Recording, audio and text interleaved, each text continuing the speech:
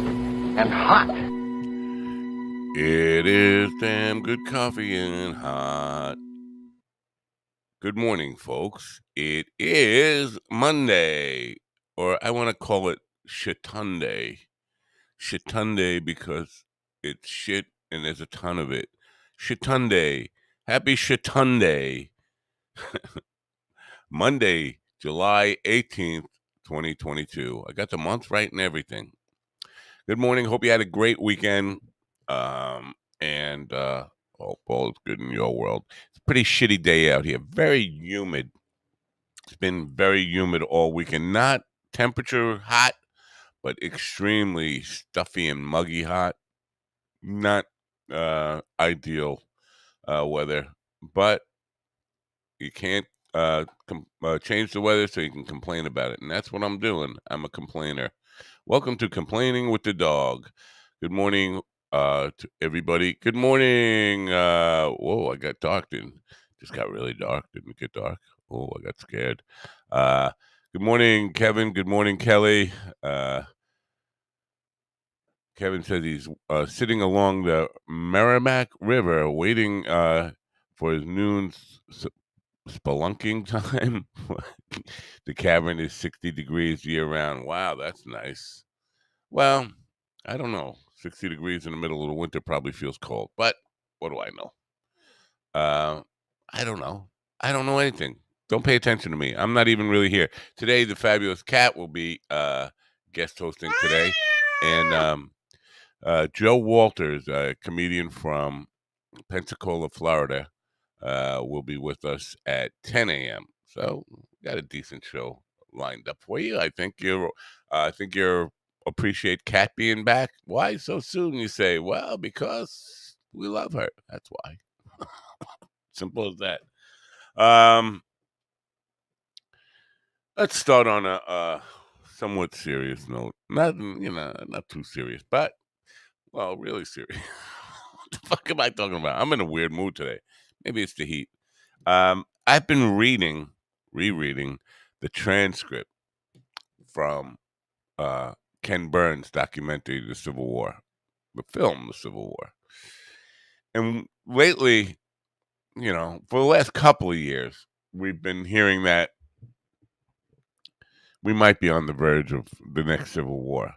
Before anybody really thinks about doing that again, they might want to check out some of the history and how horrific, how god awful that is. Civil War, what it did to America in that period of time. I mean, there were concentration camps in Georgia and in the South, and there were some in the North as well that rivaled Nazi generation concentration camps. We had in Georgia there was one camp of 30,000 people. They refused to let the prisoners have any shelter or build any shelters. They were living in ditches year round. They had one source of water, which was also their sewer, and were giving minuscule rations. They were starving to death, freezing to death, living in ditches. Fathers killing sons, sons killing brothers and cousins, and just a horrific mess. So before anybody really starts talking about the next Civil War, before we jump into anything that serious, maybe some people want to revisit just how fucked up that is. Before we it's easy to talk about, and it's easy to talk about because we don't remember it, we never lived through it, never really saw the horrors of it. Read the transcripts, watch the movie if you need to.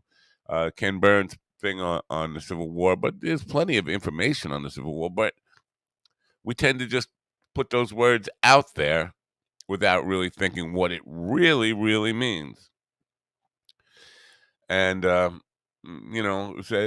that's one thing I wanted to put out there this morning. It's just, before we start talking about that insanity, realize what the fuck you're talking about. If you're just joining me, it's 9:05. Kat is expected here in about 25 minutes. Kat is the guest co-host for today. What's wrong with my mouse? My mouse is dead. Come on, mouse, don't let me down. Oh, there it is. There you go.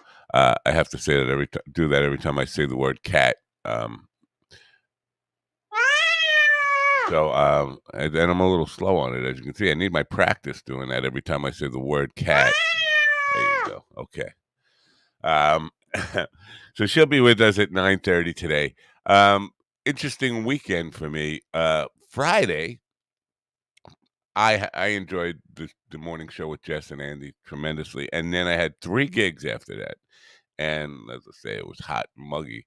The first one was at the VA, and I was outside and melting again in the hot sun. It was about 90 degrees with about 95% humidity, melting. It was a long, long hour show, and then I went to play at a nursing home I haven't played in probably about 10 years, and I did a show there. Couldn't find the place, even though I'd been there 10 years ago. That was a fun gig. Still very hot. It was indoors. And then we had a gig at a place in Lindenhurst, Coche d'Oro. I don't even know what that stands for. Italian restaurant, very classy restaurant, nice. And in the middle of the gig, now it was just weird because I watched this go down. An older woman, probably about 85 years old, walks through the door, and uh, this is like halfway through the show, and she just makes a beeline, like a walked through the door and walked right over to me, and said, "Is it okay if I say something to the drummer?" And we're in the middle of a song. I'm like, okay. So she walks away through all the equipment, everybody on stage. Mikey's up there singing, and the band's going on. She has to say something to the drummer. She leans into him, and I see him shaking his head yes. And then she just walks out, walks away, walks out the door, and leaves. So we continued with the show, and at the end of the show, I said to Mike the drummer, I said, "Did you know that lady?" "No, I never saw her before." I said, "Well, what did she have to say to you?" He said, "She said Lou Monte says hello." Lou Monte died in 1989. That's how fucked up people are. She walked in this place that she didn't want to go to. She just had to go there to say something to the drummer, and what she had to say was that a guy who was a singer of Italian music who died in 1989 says hello. Now, I told that story to my wife, and she is of the superstitious nature. She said, maybe that means he's going to die soon. Lou Monte says hello. Lou Monte's dead. Maybe. I don't think that's what it was, but it was definitely a very odd thing, I thought. Not your usual. And then Saturday night, gig from hell. Gig from hell. I mean, we had a sub drummer because and we had to put him on short notice. And I knew this guy was a soft hitter, a finesse guy, a jazz player, if you will, a thinker. And I'm gonna there's a reason I'm going here now. A thinker. And we're not that kind of band. I kept trying to tell him, think Ramones if you're gonna think anything. We'd think everything we do. Just imagine it's the Ramones playing it. No fucking finesse at all. Just straight away bang as hard as you can. 4/4. No, I can't do that. I need to think about things. Well, all night long I'm yelling halftime, double time, hit harder. No, don't play rudiments. Bang, 1, 2, 3, 4, just bang. That's all we want you to do. Bang, tick tock. Boom, pop, boom, boom, pop, boom, pop, boom, boom, pop. Keep people dancing. No, couldn't do that. It was extremely frustrating. And I got to thinking about this thinking thing. I got to thinking about thinking. And because on the morning show the other day, before Andy got on the show, there was some dude in the chat room asking me to play C major 7. And he asked like 5 times. I was like, "Why do you what's with that?" He said, "I need to know you can play." Well, first of all, why do you need to know I can play? You coming to see a show? But it just occurred to me, if you're thinking about C major 7, you're not playing. So I did. I pulled out the guitar and I played a bunch of C major 7s for him, all up and down the neck. But if you are thinking about playing C major 7, you're not playing. You're thinking, you're learning. Um, because when real players play, and this applies to any art form, when real players play, it flows. It's not thought. You don't thinking, well, my next chord is going to be C major 7. No, it just happens. You know the feel. You know where you're going from, wherever you are. You just feel the destination. Some of the oldest jazz players, the Miles Davis and Dizzy Gillespie, all those guys. They say learn everything and forget it all and just play, and that's absolutely true. That's what when you get to the the level of performing consistently and you're a professional player, you're not thinking about C major. And I don't know who that guy was. I asked on Twitter. He says I follow him, but the idea of you know thinking about chords and numbers and all that kind of stuff, it's just so fucking silly. And we get a lot of that, especially with sub drummers. And maybe we were lucky in the first years of the band, first 15 years. We played with a lot of sub drummers, but almost all of them were feel guys who could just feel it and not have to worry about, oh, I haven't listened to that. I don't know exactly what the drummer does on the record. Just fucking play. Play from your heart, not from your head. It's and again, this is not just for people in music. It's for people in comedy, people in any art form.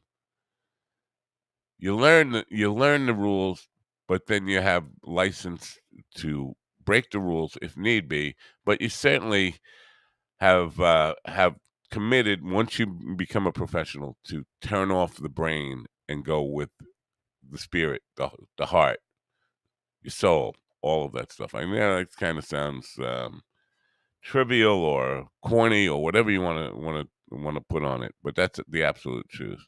Uh, Good morning, everybody in the chat room. I see Jamie's in there, and who else is with us? Brett Brock and Dean and Carl. Carl, I read somewhere online that Carl died several times this weekend, but there he is, still alive, and he's saying something about Scottish fantasist, which, uh, yeah.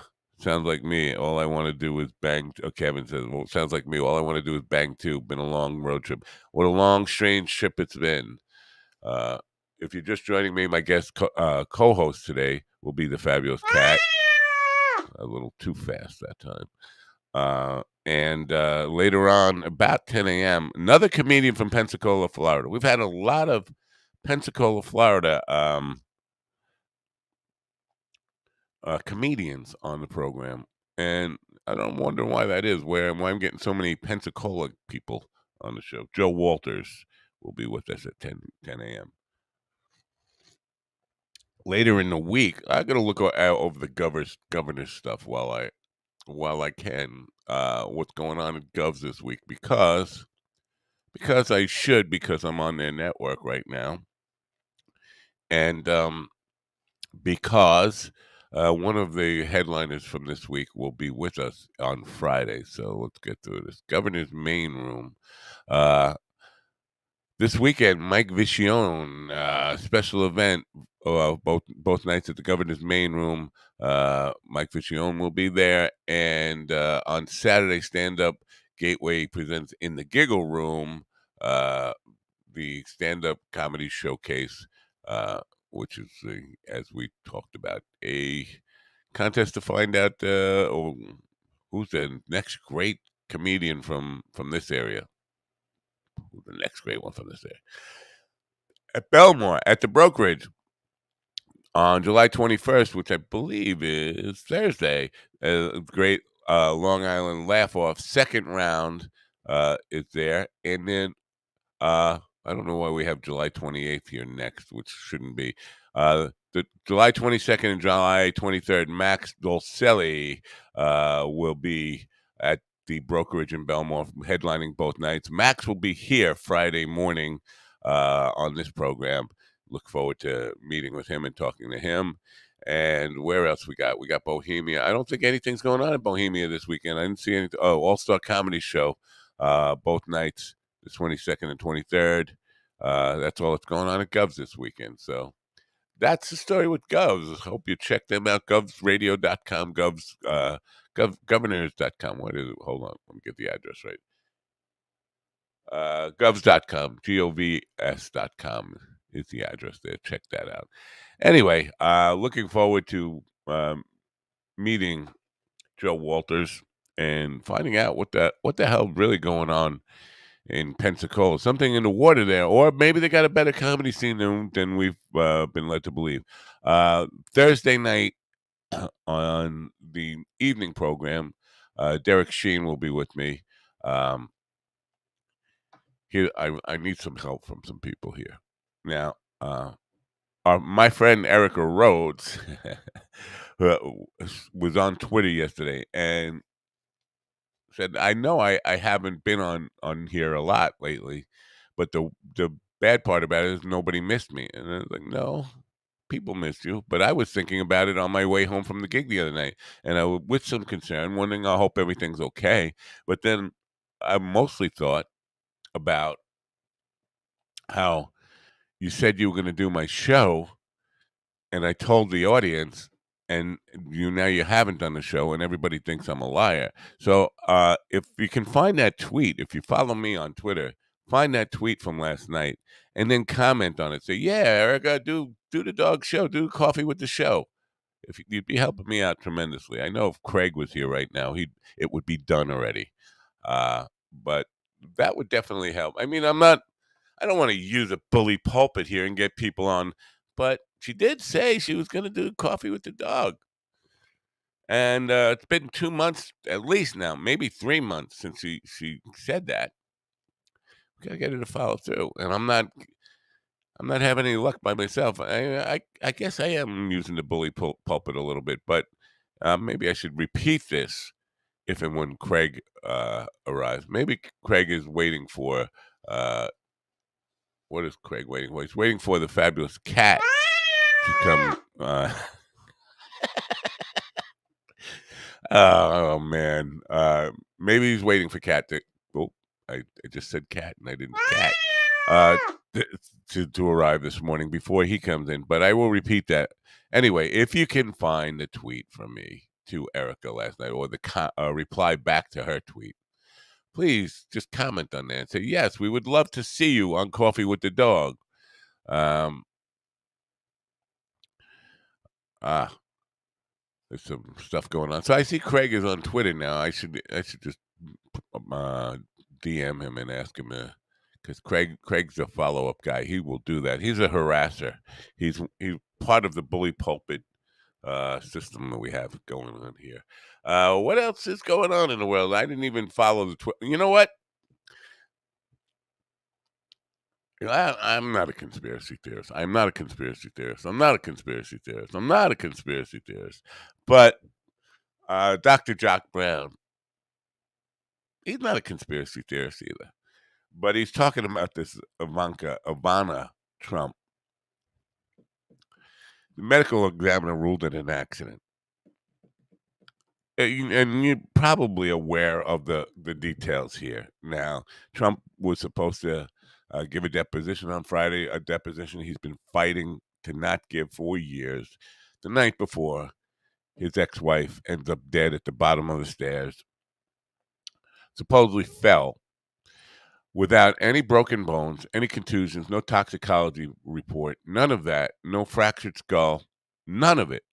No, just ruled it an accidental death. Very strange. And this is Dr. Jock Brown talking about this. Then it turned out that the January 6th commission was very interested in talking to her because it turns out she had talked to her ex-husband on January 6th, trying to get him to call the dogs off, call the people off. This is terrible what's happening. She was screaming at him and crying, begging him. This looks very bad. It's bad for the country, she's telling him. Um, According to the American Post, which put out this story. Now, if that's true, and the January 6th commission committee had just contacted her to say, we need you to talk. And then Trump has that deposition in the morning in Manhattan, blocks from where she was found. Now, I'm not saying but it certainly doesn't pass the sniff test. And again, if it comes down to any other person on the planet, you, me, anybody, we'd be in police custody facing intense interrogation about it. They wouldn't just immediately say, oh, it's an accident. She fell down the stairs. Oh, really? Any broken bones? Any bruises? Any contusions? Any medical evidence that suggests that this was an accidental fall? She wasn't drunk. No toxicology. Where's the accident?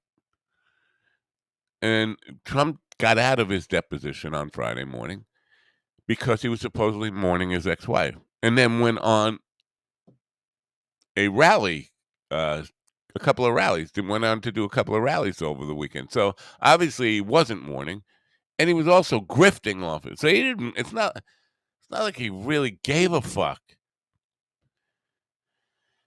So Dr. Jock Brown says, wouldn't Don Jr. or Ivanka or Eric at least question this? Their mother is dead at the bottom of the stairs. Just ruled an accident. Nobody cares. Nobody, without any bruises, no broken bones, none of that stuff I just mentioned. And so I said, why would they? Why would they question it? Why would they call somebody in the police department and say, I have some concerns about this, when they didn't care when their father took their mother's head and bashed it into a brick wall until she bled, pulled her hair out by the roots, and then raped her? I mean, if you don't care about that, accidental death, it doesn't seem that any of them are really in mourning. Very strange fucking family, if you ask me. And I come from a strange family, and I know strange families, I could tell you. Uh, so that was in the news. I don't know what else is trending. I'm not following what's trending this morning. What else is Satanist is trending? Wow, let's see what that's all about. On Twitter today, Satanist Department of Education. The Bible predicted Christians would follow a false prophet and that they'd wear his mark on their foreheads. Make America great again. Also, we got people yelling Satanism on both sides, left and right, are calling each other Satanists at this point. There are Satanists. I will say that there is a significant Satanist movement, religion in America, and I've been saying that for years, long before Trump was back on the scene, long before the right wing moved to the insane far right. Um, there are several factions of processed church in America, and Satanists, people who just practice Satanism. Now, they will swear that it's really a peaceful religion, but like Richard Ramirez, sometimes it goes off the rails. uh, how could you be? They drink stale urine. Maybe inmates are Satanists. They drink stale urine as a ritual stuff. This is true. This is part of some of the ritual stuff they go through. The pedophilia and rape is definitely part of what they do. So to call it a religion of peace, we hear that a lot. Almost all religions call themselves a religion of peace. They're all full of shit. When it comes down to it, they're all about following some crazy person to do some fucked up shit. That's what organized religion So there are Satanists, but the idea that, it belongs to Republicans or belongs to Democrats, not buying any of that. What's your take on it? Do you think there are Satanists running political parties in America? We have about 4 minutes till the fabulous cat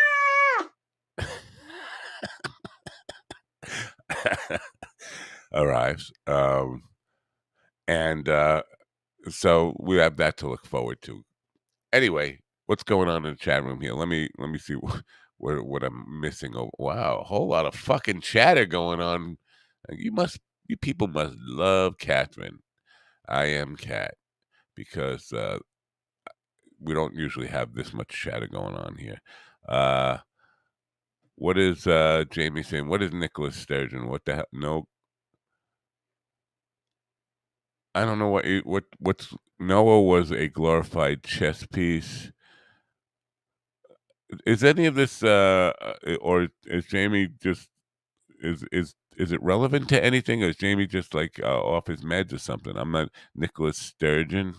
Nicola Sturgeon.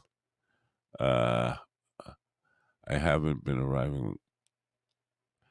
I'm way too long. I'm not following. What am I missing? There's got to be some conversation going on here because there's without any context. This is all just jibber jabber to me. Anyway, it sounds like Rogan saying there's only a handful of comedians out there. What? Oh yeah. um, And Kevin says, I'd rather have Satanists running it than evangelicals right now. To me, they're one and the same. There's no fucking difference between them.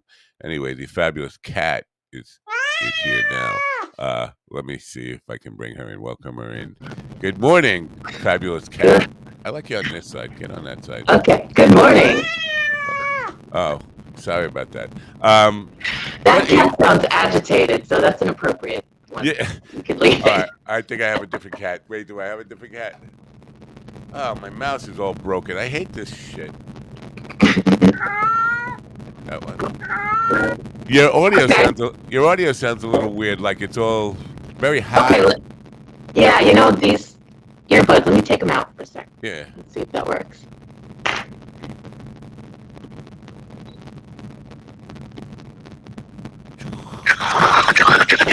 Did that go away?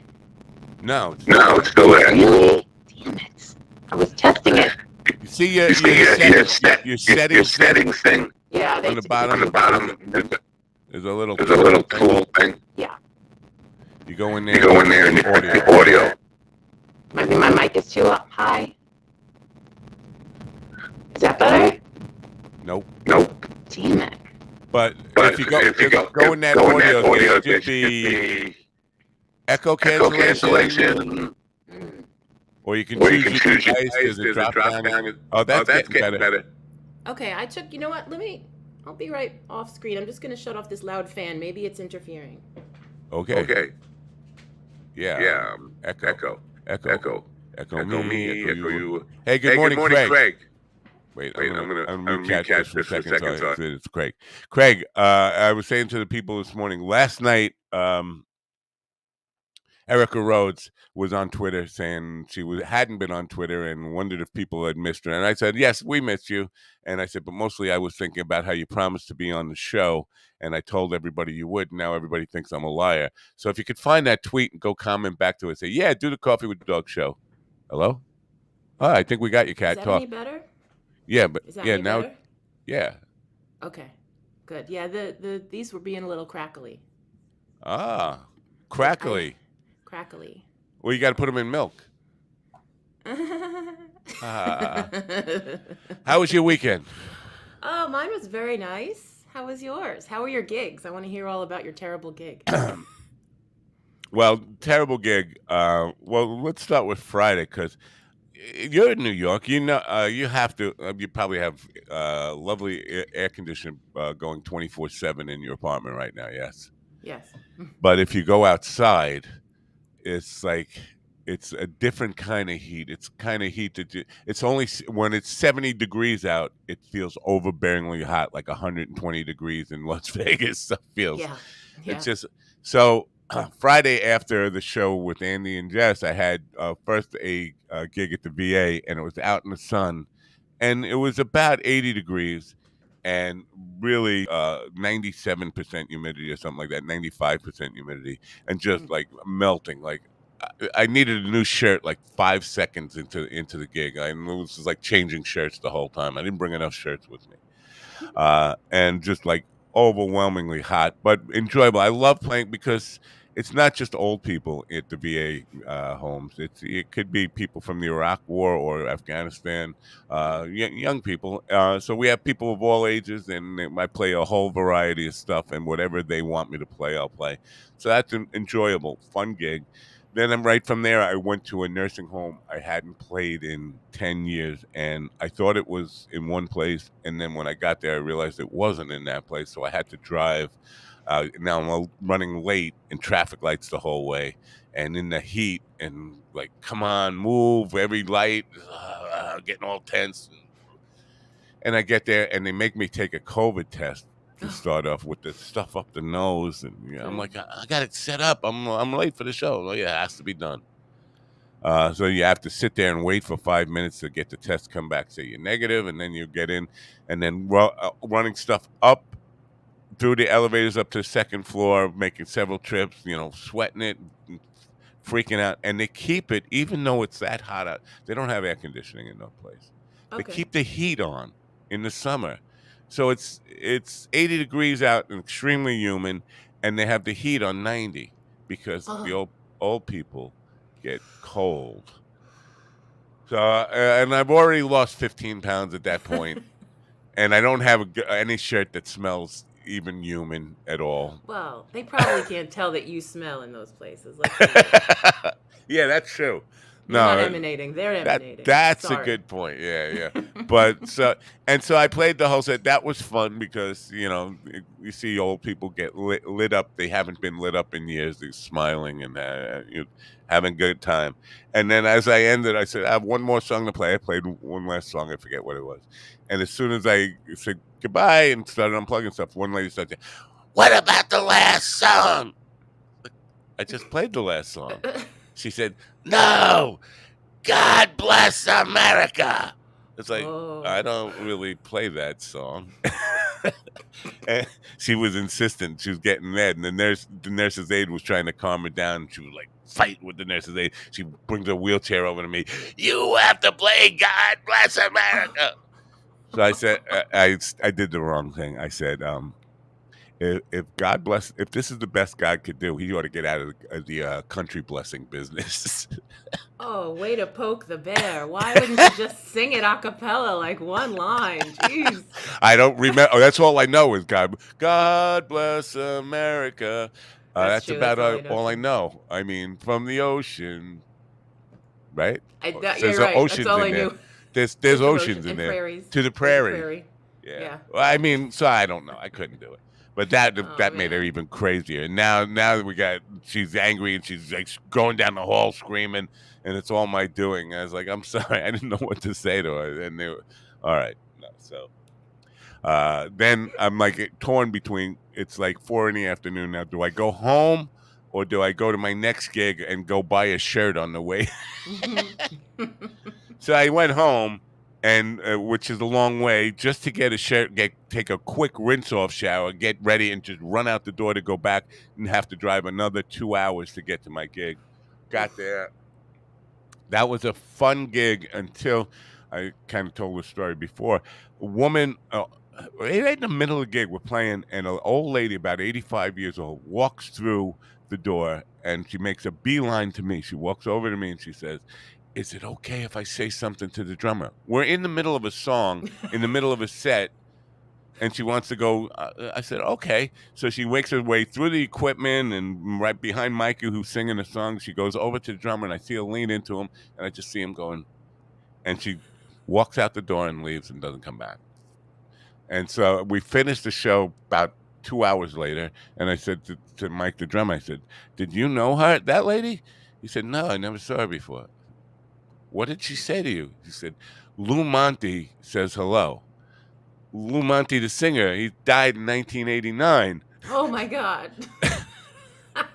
she came into a restaurant that she had no intention to go to, just to walk over to the drummer and tell him Lou Monte said hello and leave.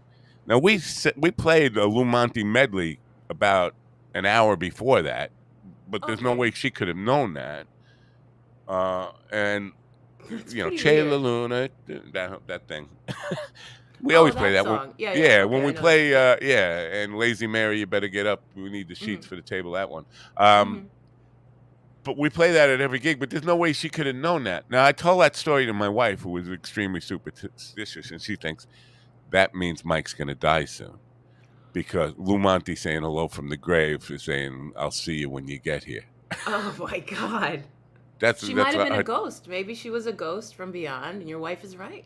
She's calling him out. Come join Lou and I in wherever we live. so yeah, that's a possibility, but it's not a real possibility. But No, it's of course you could it's think a that if you want. sure. But You my could wife really has think got some anything. spooky stuff going on lately. So she says she's having these weird premonitions about people, all people that she works with and takes care of, about one dying, and she just found out she went to the hospice, and she had a dream and that she was teaching that lady to dance to a Backstreet Boys song. Okay. And I said, that's really weird because on the way home from the gig, I started singing As Long As You Love Me. And while I'm driving, I'm like, where the fuck did that song come from? Why am I singing Backstreet Boys driving home? She said, see, it's all, I'm having weird premonitions. So she could be right about I Lou mean, Monte's. prove her wrong. I would say try to prove her wrong because maybe that's the way the world works. Maybe Well, I could call Barone right now and ask him if if he's he alive. if he's alive and if he's seen Lou Monte in his dreams or any of that, having any weird dreams, any of that stuff. Like I had to tell him that that Italian medley we play, that's a Lou Monte. He didn't even know that, so it's just weird. I It's did. not like he knew Lou Monte. Yeah. I didn't. I know the medley once you did the thing, but I didn't know the name. Yeah. So then Saturday night we had an outdoor party for a guy's 60th birthday, and a backyard thing. They were going to have a vacation, but decided to throw an extravagant backyard party, and they had us there. And I had to use a sub drummer because the drummer who screwed me over. That's a whole story. He'll never play with me again. But I had 2 days to find the drummer, and everybody was booked except one guy who I know is not right for our band. He's a jazz drummer, and we're a rock band, and classic rock, pop, and all that kind of stuff. Straight ahead, 1, 2, 3, 4 music, and he wants to play like Buddy Rich and Right. I knew he wasn't right. So, but even before we started playing, I said, "Don't think about anything. Just play like the Ramones. Just bang away 1, 2, 3, 4." And he just ignored all that and was trying to get finessey and like at points just looking at me, not knowing what to play, and I'm like trying to direct him. And so it's not going well, and I'm not in a good mood because now I'm working really hard. I can't pay attention to the crowd or be an entertainer. I have to sit and babysit the drummer through every song, and it started to show. And I started getting really, really upset with it. It's like, come on, I asked you, just do this, boom ba, boom boom ba, boom ba, boom boom ba. That's all I want you to do. That to get paid today. I couldn't do that.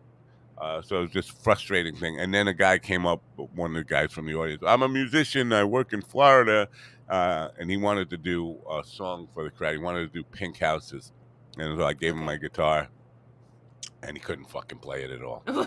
And the other guys weren't helping him out. And the drummer's looking like he's stamping his foot trying to get the drummer to play. Well, first of all, you're not laying it down for him, and Right. second of all, you're never gonna get that guy just to bang what's on Pink Houses.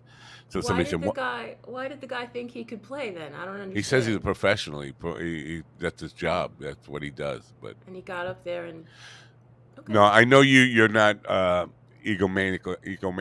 maniacal about your guitar skills, but I would say you're a better guitar player than he is. That's seriously. That's not good. That is not Yeah, good. so I mean, and calling himself a professional like that, I could see. And he didn't even sing well. He sang well. I shouldn't say.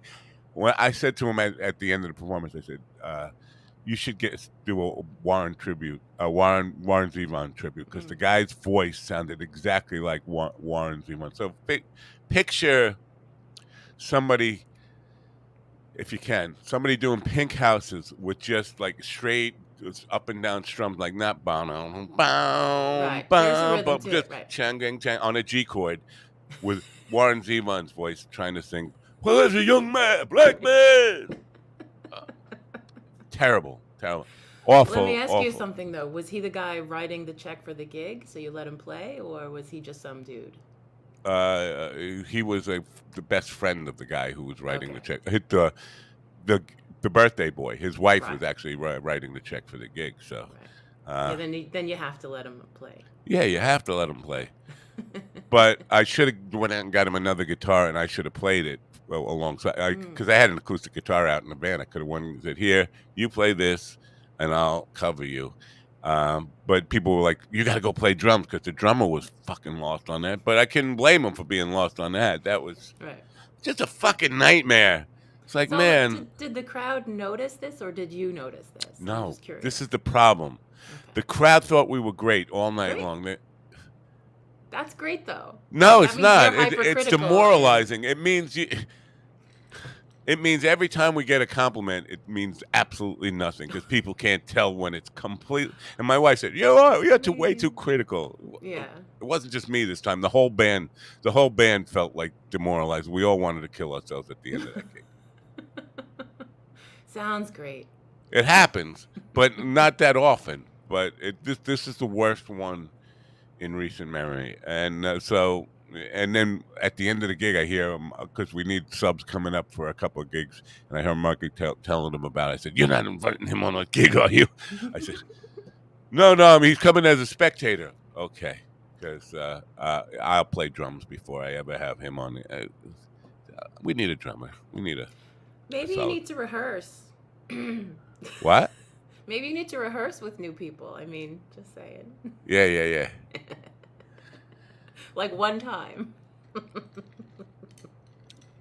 Well, I don't like to rehearse. I don't get paid to rehearse, and it's too far away. And maybe we were spoiled because the first 15 years, every drummer we had was a guy who could play, who got it. You could play, I was talking about that guy that was in the chat room the other day asking me to play a C major 7 to prove I could play.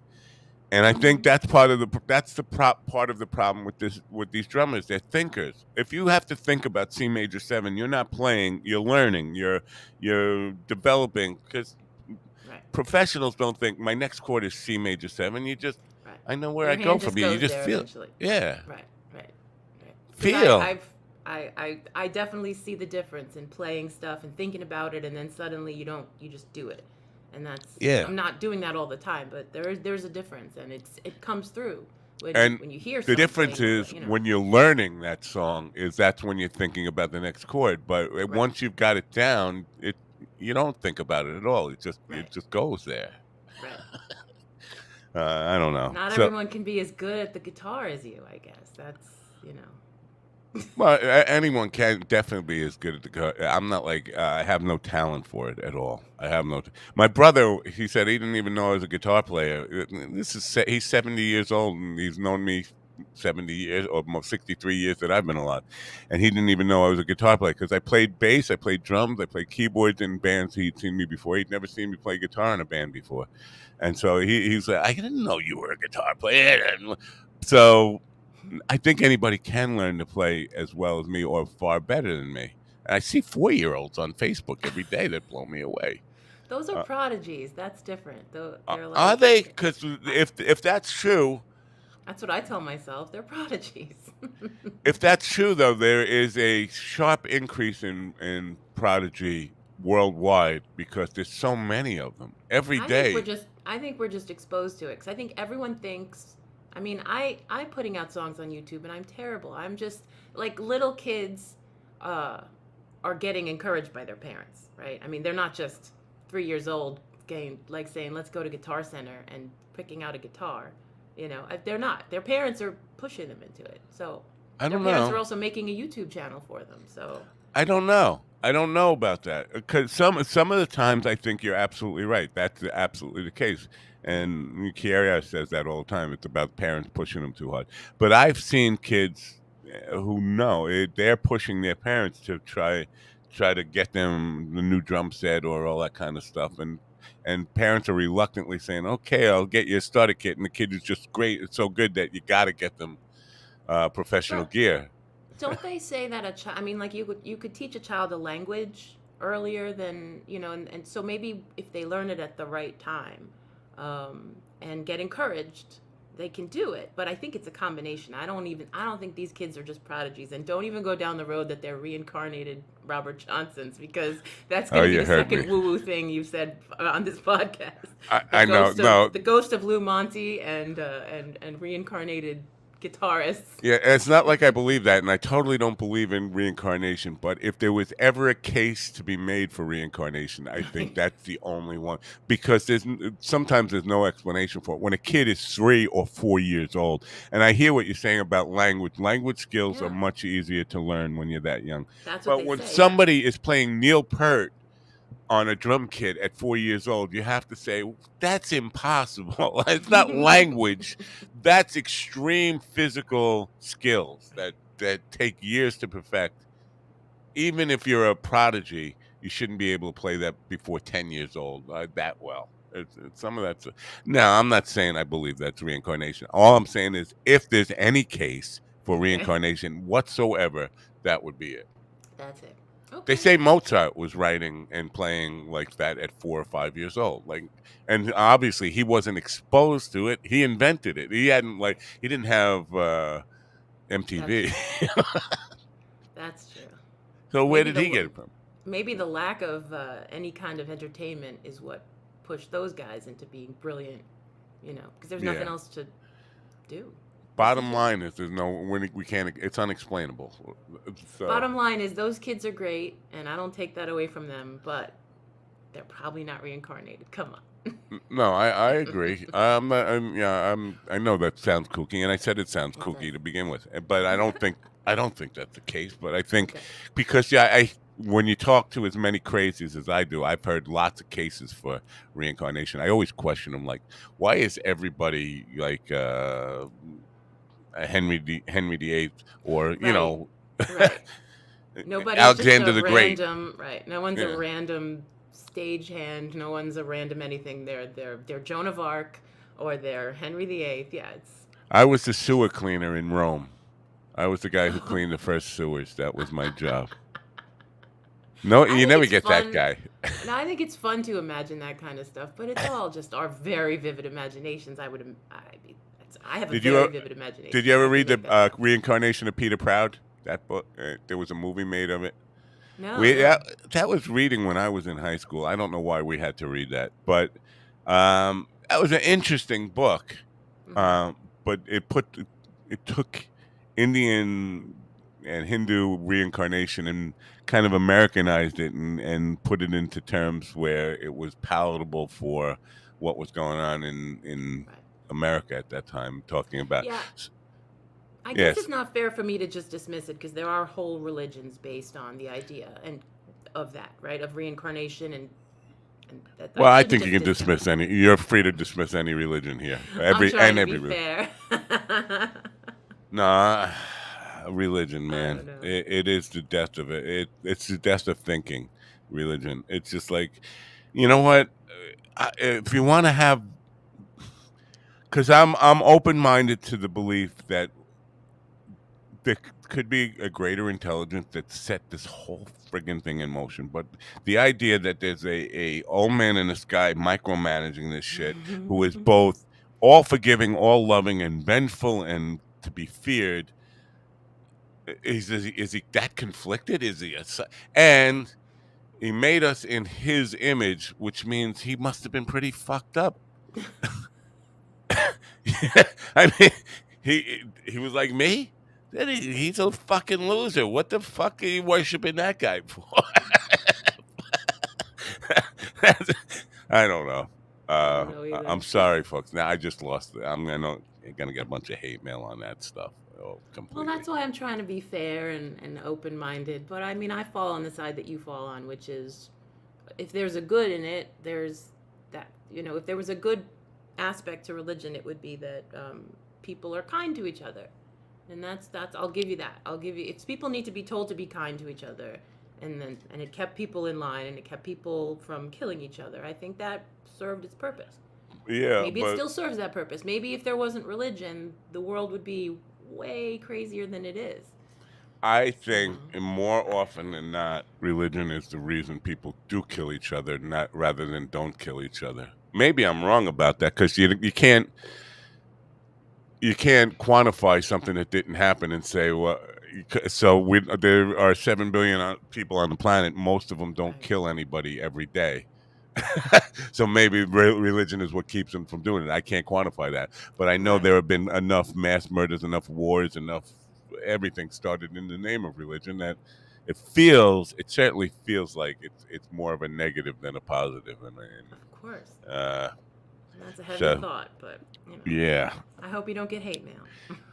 back on the gig thing, I want to say this Oh yeah. because Saturday night, was it? No, it was Friday night after the gig at the Italian place where we were. At the end of the gig, two young ladies came over to me and said, "We love your voice." Now, I've never been a good singer. I'll never be a good singer, but I know I've improved over the years and continue to try to improve. But I'm never going to be a good singer, and I hate my voice. I hate my voice singing. I hate my voice talking, speaking voice. Um, but for two young women, they said, "I love your voice." We looked up on a couple of songs and we said, "Is that Mikey singing?" No, that's not Mikey singing. It was me singing, and they were extremely flattering, and they really love your voice. You need to sing more and shut him up. And I was like, wow, to me to get a compliment on my singing is like that's a high for me. Like, wait a minute. I mean, I could let that go to my head and start to think, hey, maybe I really am a singer, and I know I'm not. But for me, that kind of compliment, and I don't take compliments well, but that kind of thing lasted the entire 2-hour drive home. I was extremely high on that. That's Uh, nice. yeah, and the fact that they weren't nursing home older ladies, let's say in this, but attractive young women. I guess that helps. Totally, and this is what got me thinking about why that, because if it were two guys, Right. yeah, thanks. What if they were two guys that were musicians? Would you respect their opinion because they were Thanks. musicians? Thanks. Yeah. I appreciate Okay. that. But you wouldn't imagine them saying it to you while you're all tucked under the covers, right? You wouldn't be like, oh, No. no. But Doesn't do it. I doing because I do a lot of this, too much of this stuff, introspection, thinking why that is more important to me. And it all goes back to the reason I started playing guitar. I did it to impress girls. And that's why I started playing music in the first place, hoping to get some attention from the ladies. So when it works, after 63 years, it finally works. Yeah, all your hard work paid off for that moment. But and it's not like I have any intention with them at all. I don't. I mean, I wouldn't even. I think you're absolutely right. It does. You don't have to have the intention. Just it feels good. It feels Yeah. good. The two ladies that didn't have hearing aids, they had their full hearing, you think, and they had their full vision, and they came over to you and they said, "You were great." I mean, hey, there's an appeal to musicians, but they didn't have to get up there and say anything to you. They obviously thought enough about it to come compliment you. So I would be riding high on that too. They were acting like groupies. They were all giggly and like acting like I was somebody too. You know, like they were being shy and giggly and a little flirtatious, but not like that. But also, when I saw them leaving a brand new little red Corvette, I was like, oh wow, that's pretty cool. Two young girls in a little red Corvette were coming on. Why does that matter? Yeah. Maybe they'll come back to another gig. Oh, they definitely will. They asked for cards, and they said they were coming. They've been on the website since to find out where we're playing. Oh, okay. Yeah. So you're too old for a midlife crisis. You're past midlife crisis, right? But a red Corvette and two hot chippies. Well, I had my first midlife crisis at 20, and my second at 30, and my third at 40. And at 40, I went through a phase of buying hot rods and little two-seaters, convertibles, lots of them. I had an Alfa Romeo, I had a Triumph TR6, I had several MG midgets of all different. I had an MG TD, which is a 1952 version of the midget, which looked like a old Mercedes Gazelle. I had lots of. I had a Porsche Boxster. You know, basically just buying cars to try and make myself feel young. You know, all sports cars. Were they full size cars or were they Matchbox cars? No, they were real cars. And I was too big for some. Like some of them were, the midgets especially were like Yeah. really difficult to get into for at my size, and it looked really weird getting in and out of them. And the MG midget, the MG TD 1952, it was a replica built. It wasn't a real MGTD from 1952. It was a replica of a 52 MGTD that was built on a Porsche frame, and the top blew off pretty quickly, because I was just racing it. The thing had a Porsche engine in it, but it was made of fiberglass, so it could do 200 miles an hour easily. You know, I was going 200 miles an hour on the expressway, and the thing, well, not 200, about 150, whatever. The roof of it blew off, and so I was living out in Eastern Long Island, out in East Hampton, and working in Syosset. You know how long the drive. Yeah, that's a long drive, and no one used to be way out where that is. Like for miles, there'd be no one on the roads, right? People didn't live out there yet. Right. Yeah. And so I got caught in a thunderstorm with no roof. Oh man. Yeah, there were like 6 inches of water in the car. It was ridiculous. And the few people who did see me driving now, I just look at, is this a comedy or what? This guy's driving in pouring, I mean, really vicious rain in a convertible with no top on it. Just wipers going like they were doing anything. Well, maybe you drive fast enough and it doesn't land in the car. Is that No, no? that's what I thought too. No, that just makes it more painful. That makes the drops hit you at 150 miles an hour, and that's not good. You gave a lot of people a real good laugh that day, probably. Yeah, that's my life. That's the purpose of my life, is to give people a laugh, not with me, but at me. Yeah. Aw. They're laughing with you. Jamie makes a good point. Doug is God spelled backwards. That's true. Oh, chat. Let's see our chat. Let's just think about that. Good morning to everyone in the chat. I should have said that when I started. Oh, you can't see the chat? No, I can now. I can. I see. Oh. Comments here. Yeah. Good morning, everybody. So tell us what you... I had a good weekend. We wound up taking the train out to see family on the island, and drank some cocktails on the way, and had a nice, relaxing evening on Saturday. It was nice. We don't normally leave the house, so it was good. So you were 5 miles away from where I was in Belmont. I was so close to where you are. Yes, I was in Lindenhurst. I saw you were on the train. Now, Long Island Railroad train, was that a decent ride? Because last time I was on it was when I saw you and Steve in the city. Yeah, it wasn't a fun night for me on the train. Going out was fine. Saturday afternoon is fine heading out to Long Island, but the late night trains going back to the city are usually a bit hectic, because they get drunk where they live, and then they bring their Gatorade bottles with their alcohol, and they get smashed, and they like take over the train. Luckily, it wasn't too bad this time, but there have been nights when you would get on the train and there would be so much cologne like hitting you, and so many girls in the tiniest skirts and the tallest, and they would try to walk on the train with their bottle. I mean, it was hilarious, but it was also very annoying. Very annoying. But that's what it is. The kids like to go out late. You know, I'm coming home and they're going out. That's what happens. The kids. They're kids. Kids are getting older. Yeah. Yeah, because compared to me, they're kids. Right, because when I was a teenager or a young teen, we used to do that. But now I see 30-somethings acting like I did when maybe it's my perspective has changed on this, but it feels like 32 is the new 12, 13. Okay. From you're in bars. You see this, like older people acting like they Yeah. just got their first beer, kind of. Yeah, definitely. Lots of that. Lots of it. Yeah. And of course, it's worse when the college kids come home because you have real amateurs in the bar with older amateurs. People, Hmm. I don't know. Sometimes I'm thinking millennials, maybe their growth was, their maturity was stunted or something, but they do seem to act like teenagers. People are in their 30s, young 30s. I look at them and I think that's how I used to act when I was a teenager. And Mm. I don't know if, and when I was in my 30s, I didn't act like that. By the time I got to my 30s, I felt old.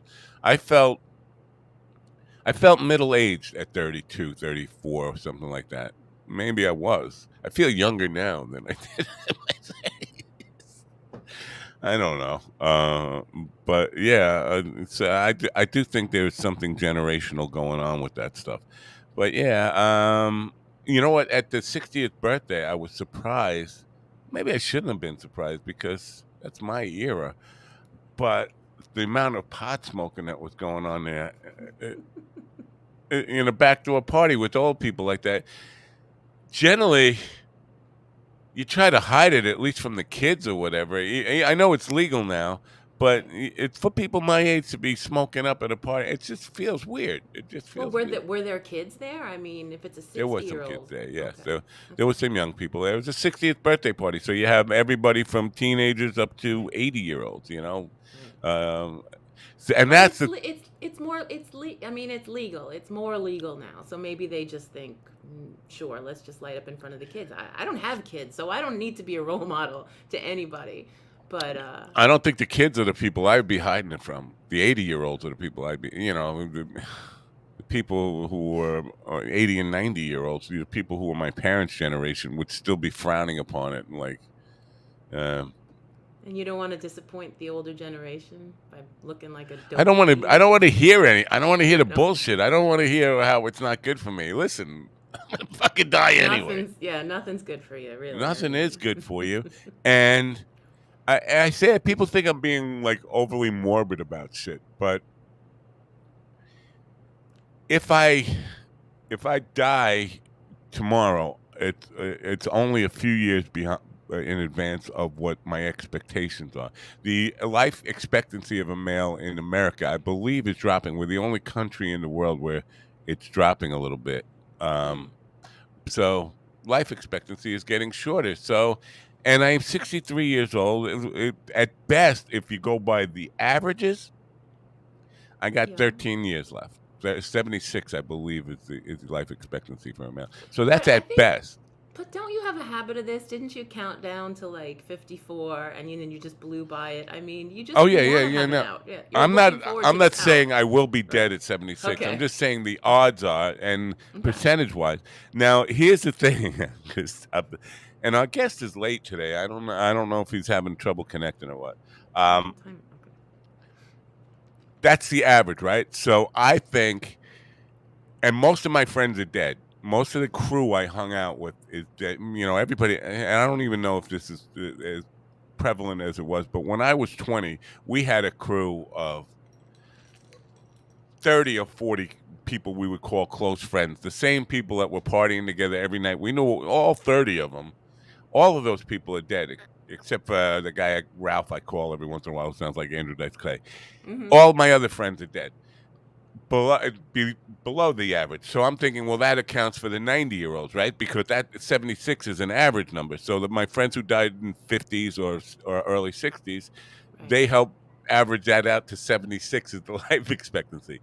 So Right. in my mind, uh, Joe's here now. I'll bring him in a minute. In my mind, if I live beyond 76, which is the average. If I live to 90, I'm cutting some years off of some poor innocent schmuck's life. Sure, that's a good way to look at it. I don't. That's a I good don't way to want to look at be it. above. I don't want to take more Right. than I'm supposed to be allowed, Right. because that means I'm shorting somebody. Somebody else is getting shortchanged because I'm going over. Because that's how it works. I don't. There's just that many heartbeats in the world, and you're gonna use up those heartbeats, and someone, I get it.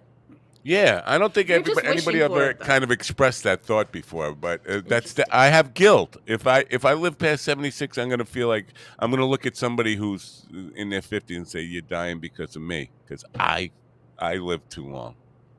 Yeah, you're going to be the creepy 90-year-old that's saying weird shit to young kids and scaring them Right. like that lady did. I know, and I don't want to be that. No, you're already weird. You're halfway there. I am. I'm already there. Joe Walters is a stand-up comedian from Pensacola, Florida. Now, why do you think so many comedians from Pensacola are finding their way onto this show? I don't know. Any explanation for that? Is it Lou Monte's ghost doing this? The Alligator Network? I don't know. I don't know either, but a lot. I'm thinking the Pensacola comedy scene must be amazing.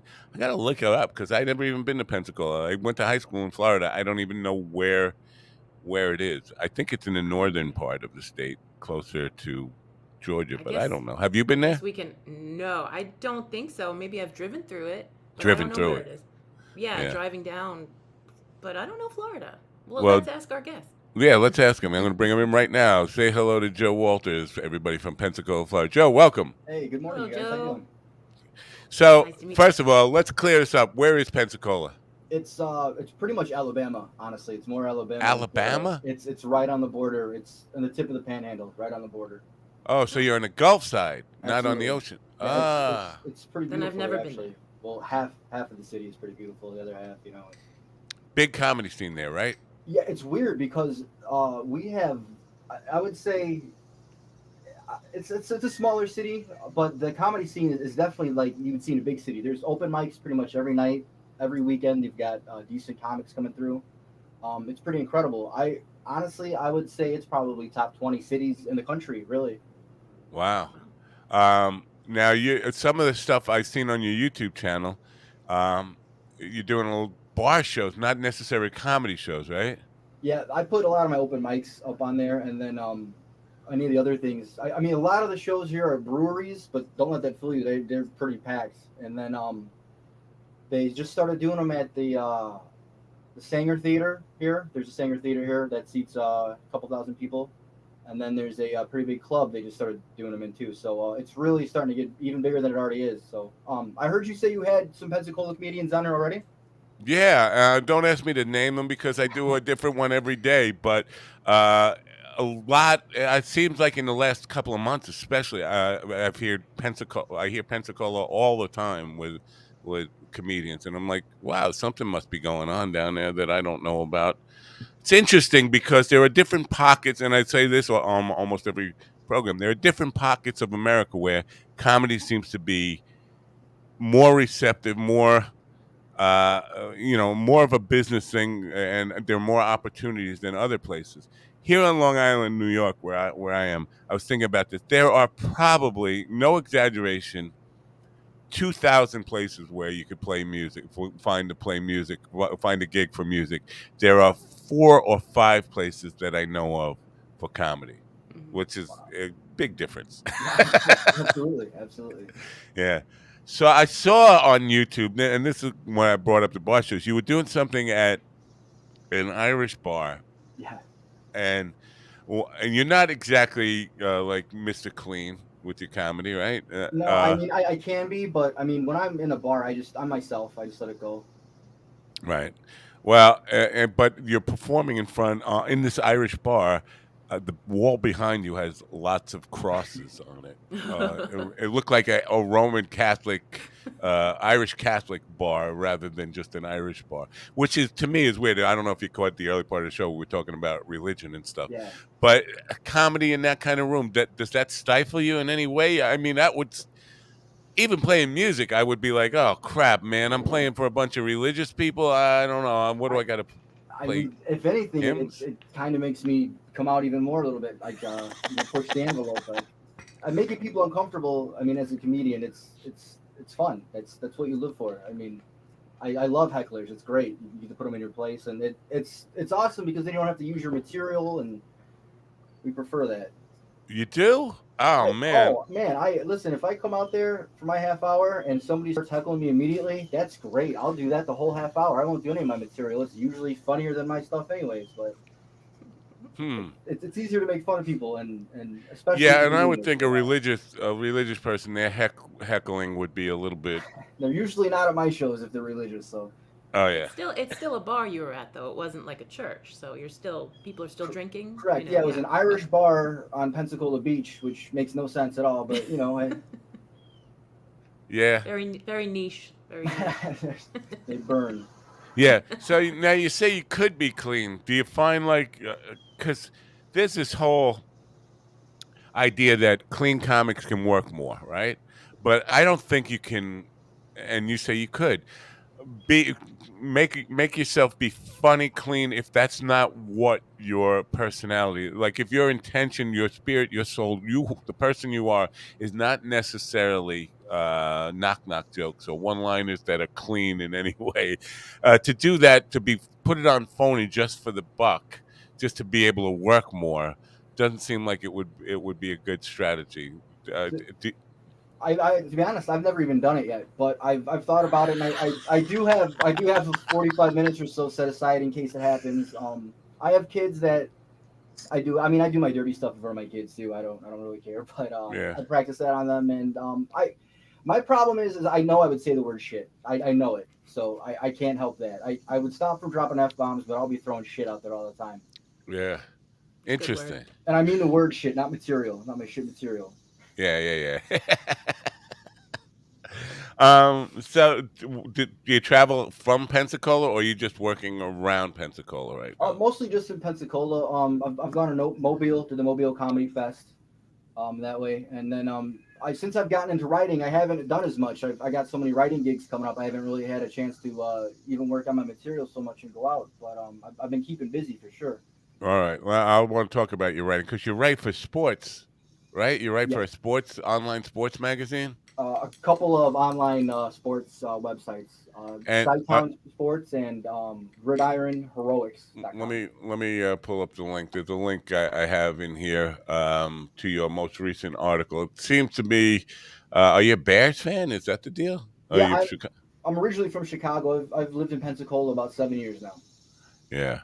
So So that's I saw your Facebook post talking trash about my Cubbies the other day. The 8 runs wasn't enough against them. oh yeah. Yeah, that's not really talking trash against the Cubs. It's talking trash against the Mets. I have a lot of Met fans who declared the Mets the world champions in April, and I just fucking with them as hard as I possibly can on Facebook. And they don't. A lot of them don't even get that I'm just fucking with them. So to say, well, how do you show your face? All you could score was 8 runs against the Cubs. Basically, they were winning that day. I had nothing to really. When you're winning 8-0, how do you trash a team? So all I could say, And the Cubs are rough, so that's yeah. understandable. Are you a Yankees fan? I'm not a baseball fan. I used to be a Met fan until September 28th, 2008 at 11:07 and 37 seconds p.m. Eastern time. I gave up all sports completely at that moment. But what happened at that time? They choked for the second year in a row in the again September 28th, Oh, last that's week of the that's season, choked and got out of the playoffs, even though they were winning all year long, in first place all year long up until that moment. And they choked for the second year in a row. And I said, basically, I wasn't going to watch any Met game until the owner sold the team. And then from that, I just parlayed it into giving up football, giving up basketball, giving up hockey, giving it all up. And about a week later, I threw my television out and said, I don't even want a television in my house anymore. it's I probably had for the best. cable pulled out and all of it. I don't need any news. I don't need any sports. I don't need anything that's going to make me angry. Because I Absolutely. felt like, and so as a Bears fan, a Cubs fan, you have to know the experience of this ruined my day over shit that means nothing really to you Absolutely. in That's your what I life. was gonna say. You'll get no sympathy from me, sir. The Cubs had it rough. Yeah, it's more the Bears. It's pretty irrational, and I can admit it. I'm getting better, but many a remote control have been broken over just ridiculous stuff. And And you weren't even alive in 1985, were you? When 6 months old. oh yeah, you Bears were the king of the world, They kings were of the world, and that. absolutely. Kat, are you a sports fan at all? No. Good. I do love to watch live sports. Like I'll go to a game, any game. I love that. But I do not watch sports on TV. It's just Yeah, I yeah. find it No, I really good for you. I find it really boring. I like to like be there. Being there is fun, and I'm impressed Agreed. with it when I'm there. But on TV, I'm so bored. I can't leave it on. I'm sorry. You should be. I'm I offended. know. I'm ashamed. I'm No, gonna go. I get. now. I can't really watch. I'll check on the Cubs, but I can't really watch the whole game. I'll end up taking a nap. So You know a place Well, called it's nice to Meguiars? nap. absolutely. Yeah, he said how many Husky Bio says how many beers have you drank at Meguiars? Uh, I guess we have a Meguiars here because I've drank more beers at the strip club across the street from Meguiars, but I've had a few at Meguiars.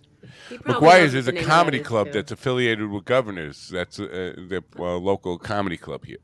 Meguiars. Oh, you're Meguiar. There's a Meguiars. No, he meant the yours. He meant because he's from the not from the area, but he's a southeast guy, and he obviously knows Pensacola. Nice.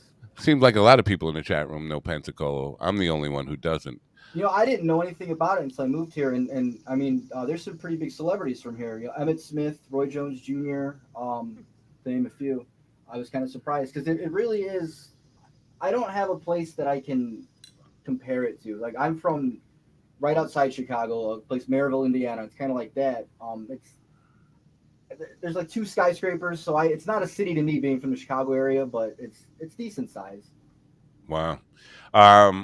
Did either of you guys familiar with Bill Burr's latest special where he's talking about women's sports? No, I haven't seen it, but I've heard a lot about it. Same. Yeah, I haven't seen it yet, but What? So I won't ruin it for you, but the basic premise is that women complain that women's sports don't do better ratings wise, and nobody pays attention to them. But he's like, his premise is that men have men's sports to worry about. Women don't even care about women's sports. So how can you complain and want men to pay attention to women's sports when you don't? Can you name the WNBA team in your own city? I covered the WNBA when it first came out in New York. I can't remember the name of the fucking team. Do you know the Is Knicks? It the Liberty? The Knicks. No, The I think Liberty? No. I think you're right. No, Like, I that don't might be know. it, but I don't know. Because I remember Cheryl Swoops. I think. Yeah. Now Oh yeah, it's sort and of Lisa Leslie, was that the name of? Yes, and Mor- Lisa you know who Lampanelli knows was this? playing Morgan forward Murphy for would them. know this. You got to Right. get Morgan Murphy on to talk about this. Oh yeah, she knows about that stuff. I thought she was a LA fan, Dodger Yeah, but fan. she's an athlete and she plays basketball, so she's probably Bill Burr should defer to Morgan Murphy for her opinion on this before Oh. the comedians settle, because I just think I agree with him, but I also don't watch sports, so I'm not a good person to decide it. But I know that Morgan would have an opinion, definitely. Right. Yeah, And I she's think you're another right. redhead. You got to get him Yeah. No, Did you see that woman's? It was originally a man and he had a sex change, so he entered the UFC in the women's department and just literally sent 4 or 5 women to reconstructive surgery, just pummeled them, and he was proud of it, or she. I'm sorry, was proud of it, and It's okay. it's so weird because you want to be respectful to those people, but here he is just beating the hell out of these women and boasting about it, and it's here's my take on that. If I had a sex change or I went full trans, right, and got in the ring with Ronda Rousey or whatever her name is, she'd still beat the fuck out of me. absolutely. Oh well, yeah, well, she You would. and me at Yeah. the same time. So I Don't don't. say you wouldn't like it, because you know you'd like it. All right. I don't know, man. I saw your arms, man. You're pretty cut. I don't. I never enjoy getting the crap beaten out of me. Never. And believe me, it's happened a lot. But I will say, and I know that point you're making is one that's pretty common. And in most sports that require upper body strength, being born male does definitely have an advantage to that. But in my younger days, the best fighter I ever saw in a bar fight was a girl who was about 5'2", maybe 5'4" tops, and she came in a bar with about 5 guys and this one girl. They were looking to get revenge from an ass kicking they took a week before on the bar, and it didn't matter if the same people were there or not. They were going to cause shit. And this girl started. My friend got stabbed. I was busy with the God. biggest one of the Jesus. biggest guy in the out of the bunch. I had him like in a full Nelson up against the wall, and he was immobile. And all I was doing was holding him.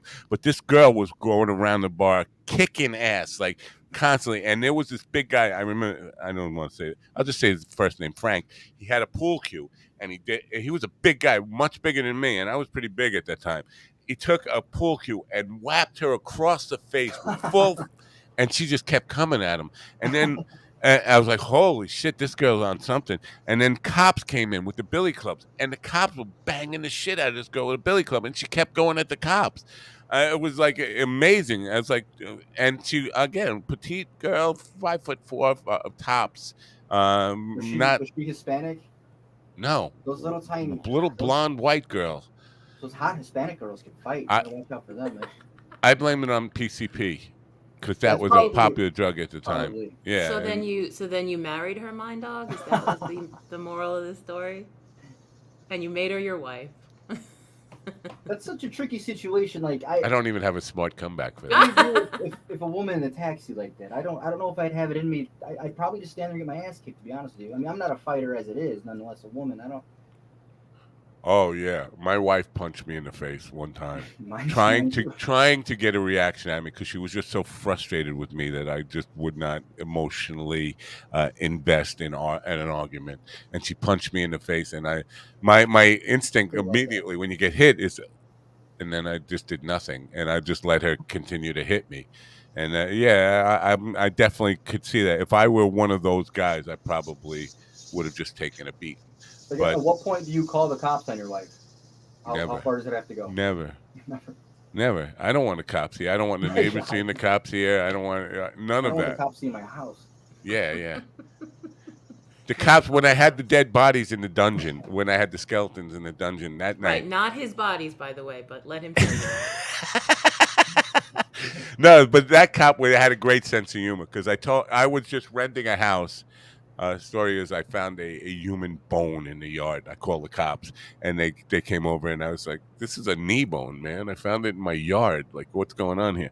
And I said, "I just moved into this neighborhood. I know they've had some problems with this house. I don't want the neighbors seeing cops at the house." And there was already 2 cop cars out in front. He said, "I'll tell you what, run down the block and I'll chase you. It'll be great." Is this true story? Yeah. So that's when they found a what looked like a old cesspool cover, and they said, "What's?" And it was partially off. He go, "What's in here?" I said, "I have no idea, man. I don't look around back here." And he pulled the cover up, and there were 7 skeletons down there. So whoever had lived in the house Like the before, Burbs. yeah, scary shit. Bones in the yard, not buried deep either, like inches, like an inch or 2 below the I don't even know actual what a top. knee bone looks like. I think it's an old ashtray or something. I wouldn't even If know it's this long, you know it's not a dog bone. a femur. I would know a femur, I think, but Yeah. not a knee bone.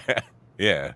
So I mean, but so I don't want the cops here. That's the point. I mean, I don't want even cops with a sense of humor saying, "Yeah, run down the block, I'll chase you." Put on a show for the neighbors. Give them something to talk about. Yeah, I'll spray you in the eye with some mace. Good times. Yeah. Gotta make it realistic. Yeah. So back to your comedy now. Where do you base your material on? Is it observational? Is it your family stuff, your life, storytelling, jokes? What do you do? It's probably 90% of my life. When I just sit down and try to create from scratch, it usually just comes out really weird and not funny. So, a situation will happen, like I go through the drive-through and my driver's side window doesn't roll down, and then I just kind of add to that a little bit. And they say comedy is 30% truth and 70% lies, somewhere around there. So for me, it's probably closer to 70% truth and 30% lies, but that's how it goes. Yeah. But, I definitely get that. I mean, and you have to embellish some of it. The problem when you do that, at least from what I can observe with myself and from my friends, is once you start telling stories that have some embellishment in it, you start to forget what's really true, your own self, and you kind of have a disconnect of, did that really happen, or am I just remembering it that way because I've told it that way so many times? Yeah, I try to be more honest off stage, but I mean, it's every comedian I'm sure gets that. Did that really happen? Is that really true? And I mean, there have been times where I'm like, man, did that really happen? It's a blur, but Yeah. I mean, isn't the understanding that it's going to be embellished and so yeah, you're it's kind of like magic. You're not supposed to tell that you know. It's Right. better if you don't know. You know. right. You know? Kind of like magic. In that Exactly. sense, that magicians don't tell their trick. You know, comedians aren't supposed to tell you if that's true That's or a not. fucking. Right. That's a lie we've all been bought into. Every at least developing magician can't wait to tell fucking people their secrets. Oh, I'm sure. Because I grew up in that world, and maybe it's because I grew up in that world that so many, and it's like they figure that's the first rule they tell you is don't ruin it for people. It's not that you want to lie to them or keep lies hidden. It's that once you tell them, it ruins it for them. You're taking the Mhm. pleasure out of it for the audience.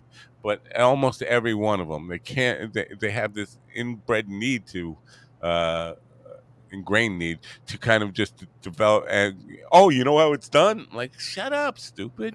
Right. Don't do that, you're It's like ruining it for them. wrestling. When I was a kid, wrestling was the greatest, and I learned it was fake, and I'm like, oh, this shit sucks. What is? Right. Yeah, so how long Right. you been The in illusion is Pensacola? important. Right. About 7 years now. 7 years. Any culture adjustments that needed to be made when you first moved there? Shockingly, no. I thought, I mean, because I came from a pretty bad area, right outside Chicago, Gary, Indiana, murder capital of the world in '96. Woo! And come to Pensacola, and it's kind of the same thing for the most part. It's not as dangerous. I was working at a gas station for a while on midnights, and I felt right at home. It was great. People are like, aren't you scared? I was like, no, this is awesome. I feel awesome. It's Wow. yeah, but I like it. The weather's much better. I don't have to get up at 5 in the morning and start my car when it's 2 below 0. That's nice. But I also do sweat my balls off 11 months out of the year here. So Wow. Really? I Yeah. thought I would think the northern part of Florida, because I know Miami and the Keys and down there. I mean, it's hot all summer, but in Pensacola you get some winter, don't you? You don't get any. December and January, maybe a little bit of February, but it's other than that pretty warm. Yeah, I went to high school in the Orlando area, and it got cold there in the winter at night, especially. I mean, it wasn't New York cold, but it got cold. It Well, wasn't. it blows my mind here. If it goes below 40, they cancel school. And I remember going to school in blizzards, and it snows. They're putting sand on the streets. I'm like, what the hell are you guys doing? They don't know how to react to it. So yeah, if it's 40 degrees, my kids are off school and my day's ruined. So Yeah, Kat, you know blizzards, but Yeah. because you grew up on Long Island. Now, I did.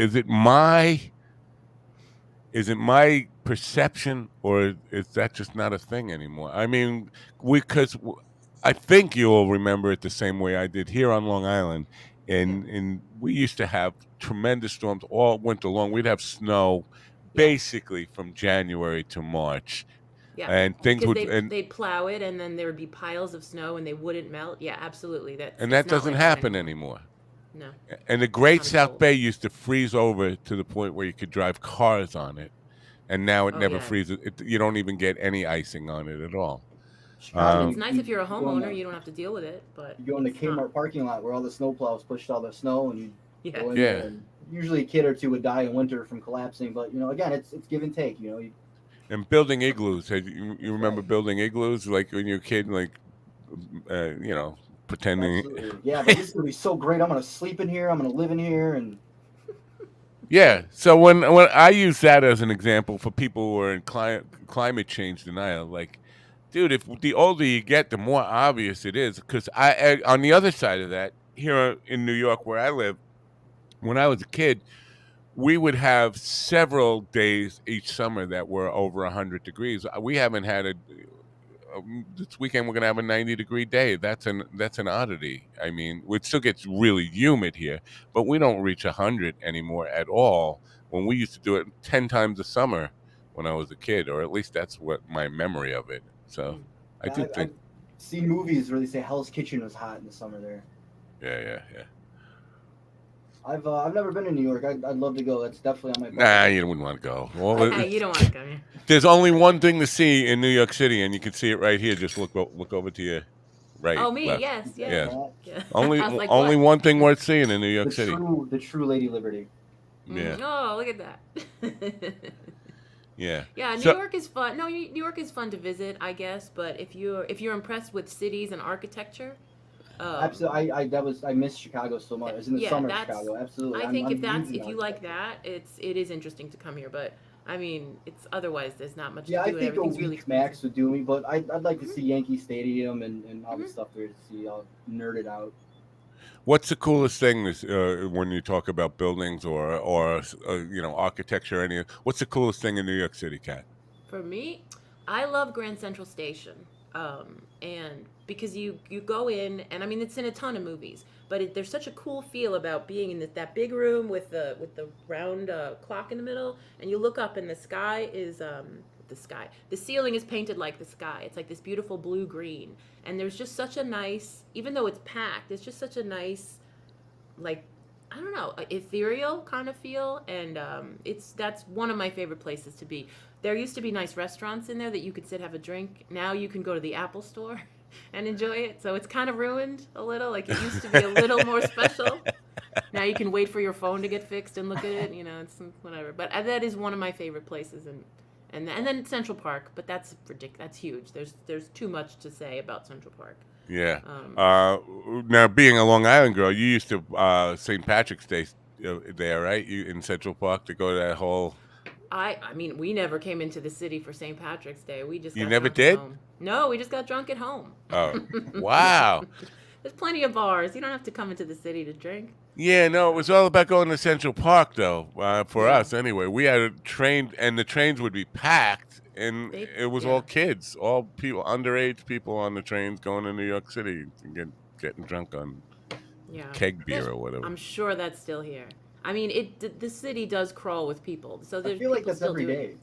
Yeah. Well, it emptied out so extremely and emptied out during the pandemic that people have been trickling in. I think it's finally getting back to where it was, Hmm. but it's not.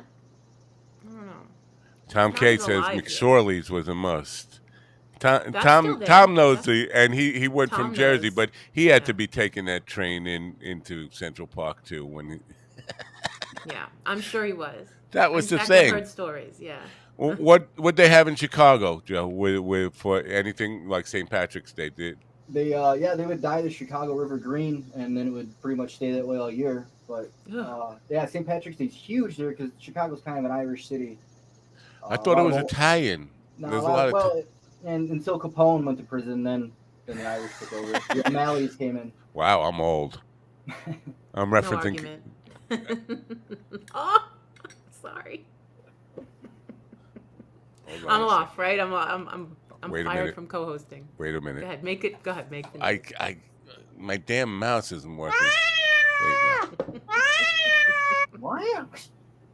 Anyway, so goals for you on the How long you been in the comedy game, Joe? About 2 years. I mean, I've been writing since I was like 18, but I was just always way too nervous to go on stage, which is a shame because Chicago is a great place for comedy. And then eventually I just got sick of not doing it, and I just went on, but I fell in love with it. And Sick of not doing it. That's the first Interesting. time I've ever heard it put that I like way. that. I wasn't ambitious at all, and I didn't like it. I said, you're going to end up being 80 years old, and you've never done something, and you're going to hate yourself for it. And I popped the Xanax, went and did it, and I loved it ever since. Ambition. Wait, did you? Oh, sorry. Go I ahead. was gonna No, say, go ahead. Did you really? Please. Did you love your first gig? Like I when did. you got off stage? I did. I'd never really done anything in show business, so the best thing I could compare it to was high school football, like right before the game, that feeling, and I love that feeling. It was awesome, and I immediately I fell in love with it, and I did okay actually my first time, and Even if you don't do okay, there's a rush to.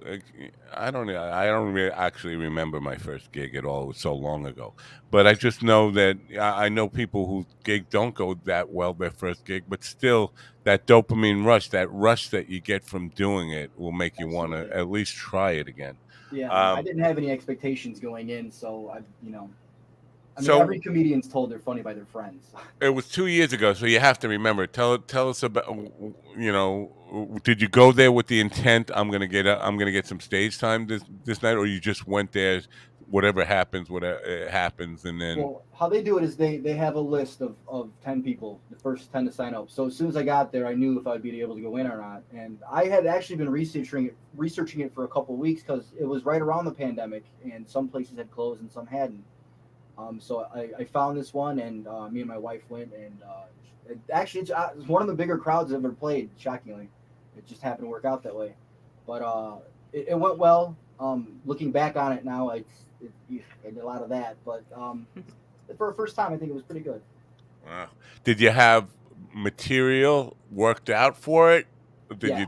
you play? Yeah, I mean, before I even did stand up, I honestly probably had 45 minutes of material. Not, I mean, I've thrown a lot of that out since, but yeah, I had a whole set planned out. And I pride myself on not using notes, but I would always forget something. So now I do the old write it on a napkin with my drink, and because I forget. Like with the open mics, especially, I'm there to work on it, and if I forget what I'm working on, it's almost a waste of time. You know, Interesting. it's funny being in the moment and something, and you forget. You can think you have it all memorized, and you know exactly what, and then you're on there, and the energy of the moment, and you feel, and all of a sudden, like I can't remember simple things that were part Absolutely. of the plan. That it's just weird how that happens when It's you're like on a stage. different mindset. Yeah, it happens to me every time, and I'll catch myself and tell another joke, but then again, I didn't work on what I wanted to do, so I finally started doing the napkin thing. So that makes it even more remarkable when you see a master who is doing stuff. I was thinking about Carlin last night because Carlin, um, he would do an hour and a half of word for word stuff that he had written down on a pad in longhand. Do it word for word in an hour. That's a lot of fucking words to remember. Crazy. And I remember seeing him on Letterman when he was first developing his football versus baseball bit. And he actually flubbed the first line of in football you do it, and he caught himself, and he did this just that moment, and then went right back into it like it. But it's weird to see Colin knocked off his game in a way like that, because when you see him do an hour or more, and to me that's just like masterful to because you know that mindset shift will happen to anybody, can happen to anybody. So to remember an hour or more of word for word, never Absolutely. different, that's incredible to me in those circumstances. I mean, it's hard enough when you're not on stage to remember It's word for just in word. everyday life. Yeah, yeah. Yeah, I mean, you definitely got to be. Not that I'm a cool guy, but you kind of have to have that the chill, relaxed. Because I've seen comics forget something and then they freak out, and I Yeah. found that when that happens, the best thing to do is to address it and try to, or when you miss a joke, address it and bring it to light and try to be funny about it. Don't ignore it. Kind of look like an ass then, but What now I want to move to a different part of for inspiration in comedy and stuff. Do you use substances other than air and water? I've done a few things on occasion. I do smoke, and then I've done some psychedelics, but more on a tool level. Like I'm kind of a spiritual person, interested in all that kind of stuff. Ooh, you believe in reincarnation? I, I might. I don't know. I'll tell you this. I was I I was might. an, I was an atheist until I was 33, and then I just started doing research and stuff like that, and I don't know what the hell's going on, but Nobody does. That's no, Nobody that's knows. the anybody who answer. says they do is a liar. I mean, everybody's got opinions and stuff, but Right. No, Kat was making fun of me because I bring up reincarnation every time I see incredibly young people with skills they shouldn't have at ages 3, 4, 5, right. 6. And I see it on Facebook every time, and it always it's not that it makes me believe in reincarnation. I'm not saying that, but if there's any case to be made for it at all, that would be it, where you see just amazing prodigy in somebody too young to really, it's this little or Asian kid who plays ukulele like Tommy Emmanuel. Tommy Emmanuel's older than me, and he's one of the greatest guitar players in the world. He plays chord melody stuff. He can play the bass line, chords, melody, and bang the drum part on the guitar all at the same time. And then you see a 3-year-old kid doing it. Like it took him 65 years to master that. This kid at 3 years old is just banging it out of a ukulele, which is a hard enough instrument, playing classical gas and playing all the parts to it. That's incredible. wow. Yeah, I've Yeah. seen it. I've also Yeah. heard of instances where people have like traumatic injuries, and all of a sudden they can play the piano like Beethoven or something like Oh, that. that's a whole other. Oh, I need one of those. I need a traumatic injury. I got to get better at the guitar. Yeah. Can you choose? Can I I choose? could. what I'll I, come over and hit you in the head. Thank you. Yes. You have to be hitting the head with the instrument, and Do then that you live get to be a too. At least, prodigy at it. yeah, you gotta do that live. Kabong. Kabong, exactly. Yes, and I don't think. I think when that, whatever the reality is, I don't know. I don't think we'll ever know. I don't think it's knowable. That's my. And so maybe sometimes we're wasting our time trying to know. And when it I comes think to it's human nature though to try, so you can't really help it. yeah, but what would you do if you knew the answer tomorrow? What I- what would it do for you? I guess it kind of depends on what the answer is, right? I mean, if I die and nothing happens, then I'm just gonna go nuts and break laws and party. And but if you're reincarnated, I'm gonna be a saint. Kelly had an answer. What would you do? She said monetize it, of course, because that's what And you people can would do if monetize they anything. found That's out. that's my they game. found You're out the talking my truth. game. See, this is Yeah. why I love Kat. She's Oh, No, Kelly said it. Yeah. I'm a monetization type of guy. I know there are people who are not, and I don't get that. I don't get if you have something that can bring value and bring you a passive stream of income, why not use it? Because I think if there anything to any of this stuff, the idea is to have a leisurely life, to do what you want to do, rather than to be a slave for some Absolutely. rich guy who's making, And go, that's something I've just learned. I mean, I just for the last year, I just sit at home and write jokes and sports all day now. And I it's love freaking that. great. It's awesome. great. I mean, it took me forever to get there, but it's awesome. Yeah, I love that. I mean, because the worst thing in the world, and this is melodramatic, but let's just say the nuclear bomb drops tomorrow, and you're in a factory working for some rich bastard, and you're making $20 an hour or less in a factory. Is that the place you want to be when the world comes to an end, or would you want to be at home smoking a joint, getting laid, whatever it is, hanging with I've done somebody? both, I can tell Yeah. you. I worked in the steel mills up north, and I've smoked joints at home and got laid by my wife, and I prefer the steel mills. So no, yeah, it's cool. It's really. I know I'm fortunate. I'm very appreciative of it and very humble for it. Very cool. What do you have goals for the future? Or because me, I never plan long term. I've never have in my entire life. I basically, and I'm not saying this is a good thing or a bad thing, but I basically take life as it comes. What's the opportunity now, tomorrow? What's on the plate? Who's offering what now? What's for dinner today? What drinks are in the blender today? And cats. Absolutely.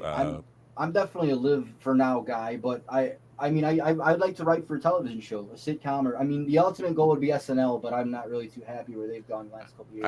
I got something maybe not necessarily yet, but I'm working on something, and I have a bunch of writers already signed up for it because I feel like, and I don't have television, so I wouldn't really be the person to make this. I don't judgment. watch television. I just want to watch. I just want to write. Right. For it. I think television has become so dated, so relying on what used to work, that they don't have a clue on taking risks anymore, or being really creative. The creativity out of the medium of television is totally gone. Like, and you see this with the late night talk shows. Everybody is still relying on the Johnny Carson format, which is 65 years old now. From 1960. Even That's before weird, him. wild stuff. Yeah, Right. They're still doing Carson stuff. And I just think there is so much more that can be done if you're willing to take risks, but networks aren't. Well, as the world changes, new things happen, and it's absolutely. But yeah, they want to do the same old things, and unfortunately, I think that's what gets ratings. There's a lot of people out there that laugh at corny things, and as a comedian, I get offended by it at times, but. They're always going to go where the ratings are and the money is. Yeah, but are the ratings really there? Because it seems to me in today's world, Kat, you a television watcher? We don't have cable anymore either. We got rid of it like Good 2 years to you. ago. I have cable just because I have to for the Bears. Other than that, I have DirecTV for Sunday Ticket. That's the only thing I watch. But you could get that on streaming services without I'm worried having my cable. internet will go out. I'm the kind of guy that if the game goes out, I will freak out. I can't take. I'm willing to pay the extra $500 to cover that chance. Wow. Oh, gotta say goodbye to Govs. That's the alarm that says Governor's Comedy Clubs. It's time to say goodbye to them. Governor, thanks. We appreciate you starting.